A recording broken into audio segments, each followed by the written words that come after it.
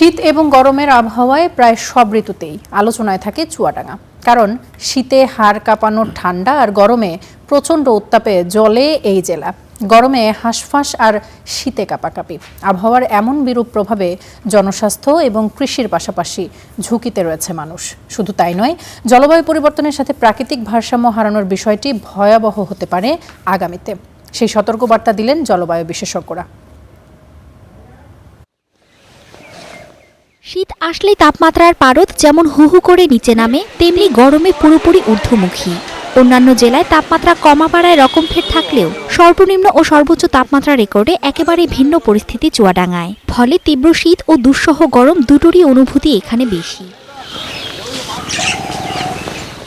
আবহাওয়া অফিসের এক যুগের তথ্য বিশ্লেষণ করলে দেখা যায়, চুয়াডাঙ্গায় সর্বনিম্ন তাপমাত্রা রেকর্ড হয়েছিল 2013 সালের 9 জানুয়ারি। ওই সময় 3.9 ডিগ্রি সেলসিয়াসে নেমেছিল তাপমাত্রা। আর 2024 সালের 30 এপ্রিল তাপমাত্রার পারদ উঠেছিল 43.7 ডিগ্রি সেলসিয়াসে, যা সর্বোচ্চ রেকর্ড। আবহাওয়ার এমন ওঠানামার প্রভাব পড়েছে জনস্বাস্থ্যে।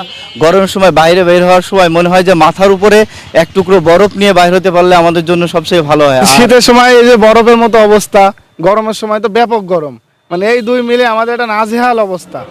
চিকিৎসকদের মতে এমন পরিবেশে রোগবালাই বেড়ে যায়। ভরসা পেতে নিজেকে হতে হয় পাতের মতো দৃঢ়, ঠিক যেমনটা জেডএসআরএম।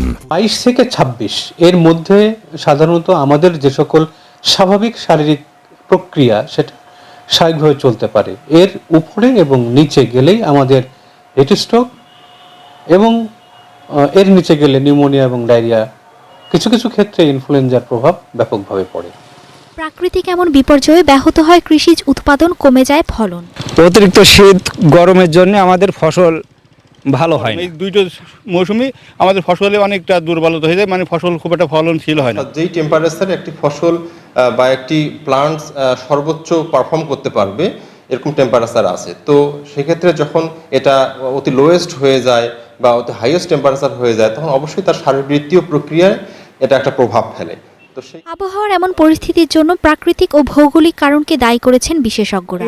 এখানে কোনো মাটিতে পানি অনেক নিচে নেমে চলে যায়, এখানে কোনো সমুদ্র নাই, তারপরে এখানে কোনো বড় বড় বিল এগুলো নাই, বা এখানে বনভূমি নাই, আকাশ পরিষ্কার থাকে, সূর্য প্রচন্ড বেগে এখানে তাপ দেয়। সবুজ বনায়নের পাশাপাশি খাল, বিল, নদী, নালা যদি পানি ধারণ করতে পারি, তাহলে এই যে উষ্ণতার হাত থেকে আমরা খানিকটা বাঁচতে পারি।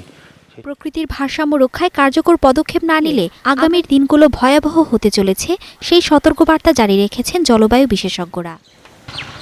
Desk report, star news.